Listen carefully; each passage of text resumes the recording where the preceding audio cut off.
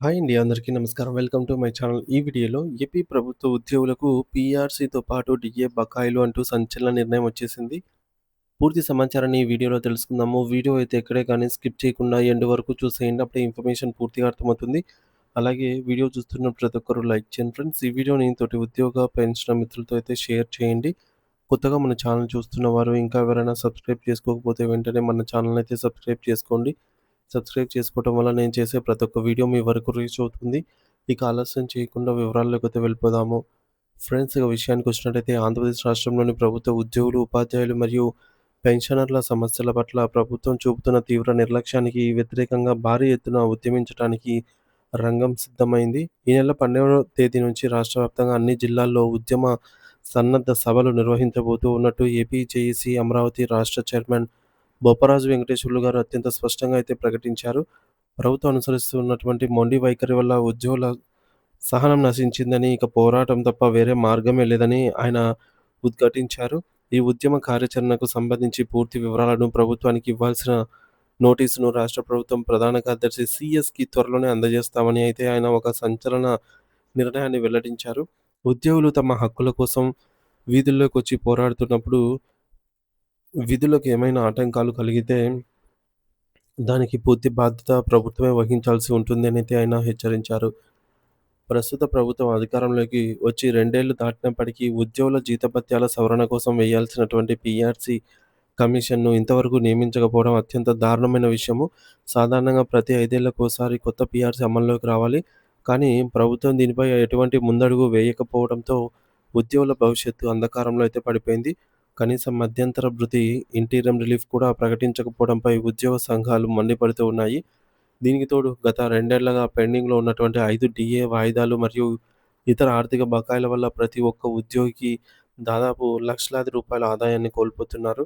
ధరలు ఆకాశాన్ని తాకుతున్న ఈ తరుణంలో రావాల్సినటువంటి డీఏలు అందకపోవడంతో ఉద్యోగ కుటుంబాలు తీవ్ర ఆర్థిక ఇబ్బందుల్లో కూరుకొని పోయాయి. ఒక్కో ఉద్యోగికి ప్రభుత్వం వేల కోట్ల రూపాయల్లో బకాయిలు పడటం అనేది గతంలో ఎన్నడూ లేని ఒక గడ్డు పరిస్థితిని అయితే సూచిస్తోంది.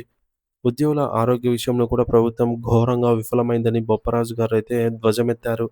ప్రతి నెల ఉద్యోగుల, పెన్షనర్ల జీతాల నుంచి ఈహెచ్ఎస్ కోసం చందాలు వసూలు చేస్తూ ఉన్నప్పటికీ నెట్‌వర్క్ హాస్పిటల్స్‌లో హెల్త్ కార్డులు పనిచేయటం లేదు.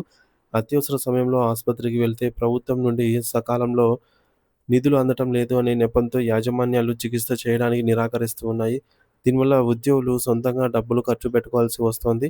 లేదా ప్రాణాల మీదికి తెచ్చుకుంటూ ఉన్నారు. అలా సరెండర్ లీవ్, నగదు చెల్లింపులు కూడా నిలిచిపోయాయి. ఆశ్చర్యకరమైన విషయం ఏమిటంటే ఆ డబ్బు ఉద్యోగి చేతికి అందకపోయినప్పటికీ కాగితాల మీద చూపిస్తూ దానిపై ఆదాయపు పన్ను కట్టాల్సి రావటం ఉద్యోగులను మరింత ఆవేదనకు గురిచేస్తోంది. మరి ముమ్మాటికి ఉద్యోగుల శ్రమను దోచుకోవడమేనైతే ఇది ఆయన విమర్శించారు. ప్రభుత్వానికి ఉద్యోగుల పట్ల చిత్తశుద్ధి ఉంటే తమకు ఎంత బకాయి ఉందో ప్రతి నెలా ఇచ్చే పే స్లిప్పుల్లో స్పష్టంగా ఎందుకు చూపటం లేదని ఆయన ప్రశ్నించారు.